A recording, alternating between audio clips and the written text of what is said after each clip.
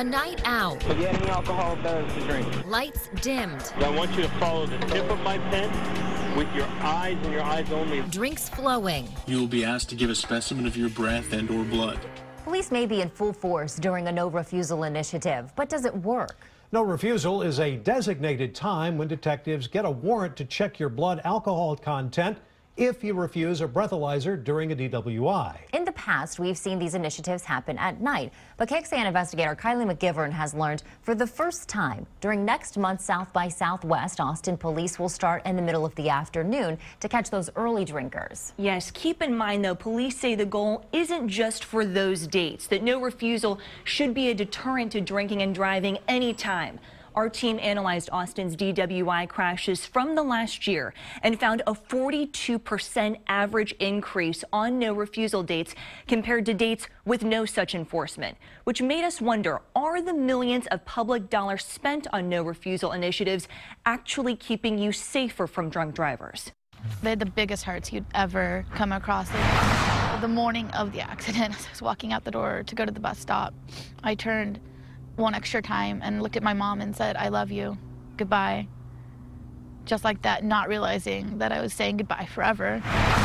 4 years ago, Brandy Clopton lost both of her parents in a Northwest Austin crash. It still feels like yesterday, and that's the thing.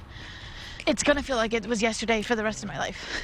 Even though a No Refusal initiative was not in effect when this woman hit the couple's car, Brandy wonders if the program's goal to deter drunk driving all year is actually working. 911. What is your emergency? It's these types of crashes that prompted Texas law enforcement agencies to begin No Refusal initiatives back in 2005. The state's Department of Transportation started distributing grants 4 years later. Records show in the past decade, the agency has given out more than $410 million federal, state, and local dollars on alcohol and other drug countermeasures. It was at 3:30 in the afternoon. A bulk of that money, most of which is federal, goes to impaired driving media campaigns. Hit head-on by a drunk driver.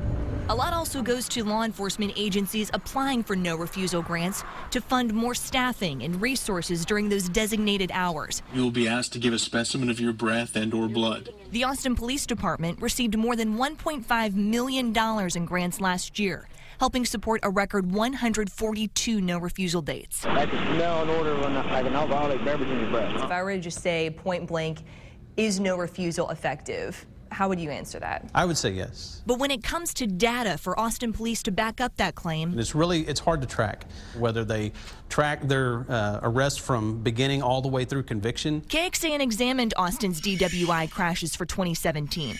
While No Refusal was in effect just over a third of the year, about half of all those crashes happened during that initiative.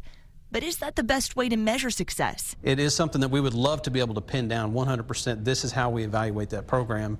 I don't know specifically how we would do that. Which is why 4 years ago, TxDOT commissioned this Texas A&M Transportation Institute to study the effectiveness of No Refusal. At this point, I think right now the jury's still out. In order for us to be able to definitively say that No Refusal is effective, there has to be more research. TxDOT does not have a study underway. Maybe we need more of a bird's eye view to make sure all of this is being spent correctly. We're always interested in any area that we can help address our identified problems here in the state. Take a deep breath and blow out.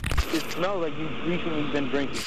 We're going to arrest you for DWI. So impaired driving continues to be a significant problem for us. A problem Brandy says might be solved faster with a different approach. Beyond No Refusal. People are drinking and getting behind the wheel, thinking they can do it.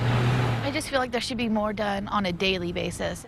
The Texas Transportation Institute 2014 study we mentioned says people were largely unaware of how No Refusal has impacted DWI fatalities and crashes.